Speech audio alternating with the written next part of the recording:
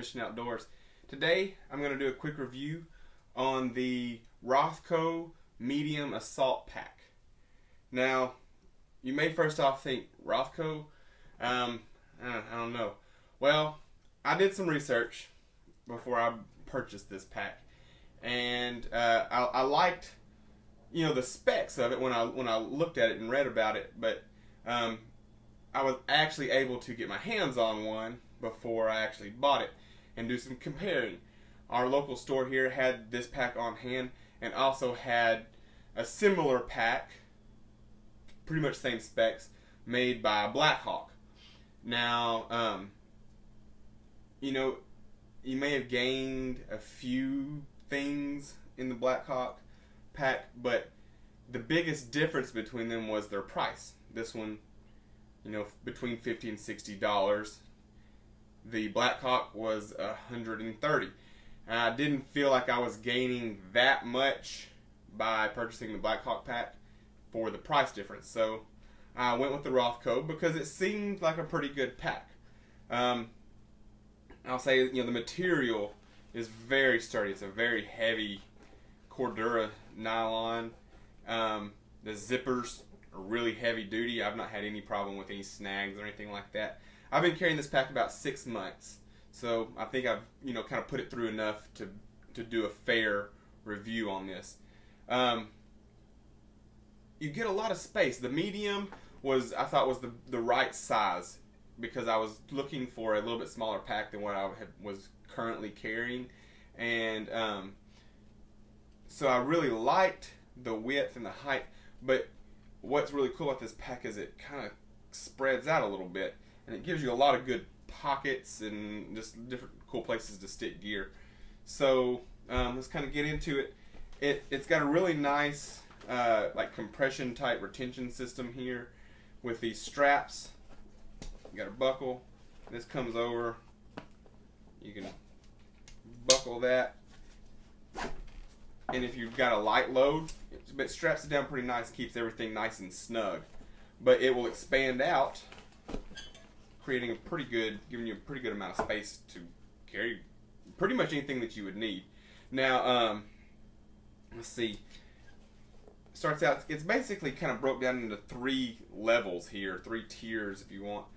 The first has got 2 smaller pockets, and I utilize those for things that I need to get to pretty regularly. This fits my fire kit really nice. In this part of the pack, I've got, my kind of what I call it my essentials. My wife calls them my important things. But just all the knickknacks, odds and ends that make life in the outdoors a little bit easier. I stick those kinds of things right here where they're easy to get to. The first aid kit is up here.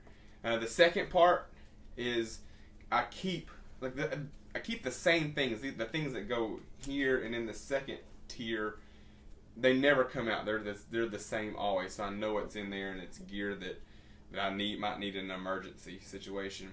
But that stuff all fits right in here, very nice.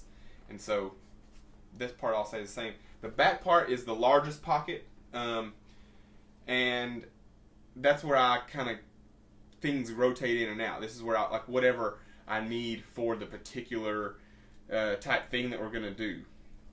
Where there's extra clothes.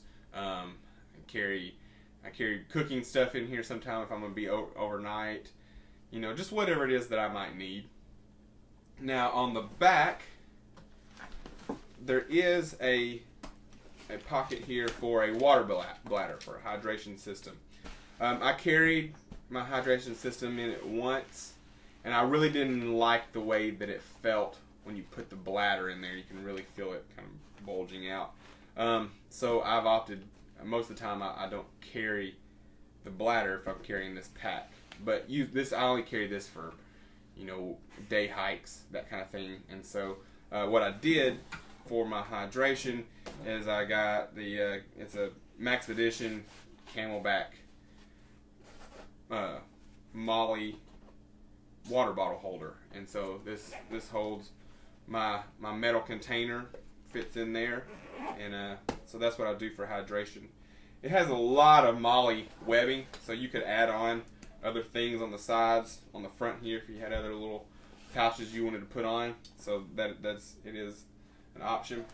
This side, you can see my my stainless steel mug. Now this is something that I always carried with me on my other pack, and I would do my best to kind of keep it from jostling around so it didn't make noise. But I soon found out here in Kodiak that making noise in the woods is a very good thing. So this is kind of serves two purposes. I've got my mug so that I can have hot beverage, and it also serves kind of as a bear bell when we're out on a hike.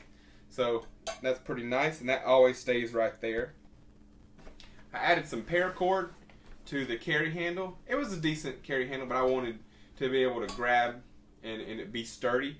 So I just took the opportunity to add more cordage into my kit without taking up any more space inside. So it's got a function. It made this nice and stiff. I used the same, kind of classic paracord braid, if you want, that I did in our paracord making video. So I just used that, doubled it over several times to give it a nice sturdy handle. I was able to get 50 feet of paracord on there, so that's pretty good. I think where it lacks the most is in the straps. They're not bad, and I would say the Blackhawk straps weren't that much better, so there again wasn't really worth spending the extra money. But they do their job. This pack's not designed to carry a heavy load, so they're sufficient for what they do. They has a chest strap, a waist strap. I've used it a couple times. They keep the pack on your back. That's what they're there for. I'm able to. It's got a place I can hook an extra knife on here. This knife always stays on my pack, so I like to give myself any opportunity to have a blade. So that's kind of this pack. Its features. One quick customization that I did was on the bottom here. Now the inside does have a rubber type coating, but I was finding the first couple times I took it out that some moisture was making its way into the pack. Things on the bottom here were getting kind of wet. It's pretty wet here in Kodiak, and I was off and on of boats and sitting down, and just kind of would sit in the water and things would soak up.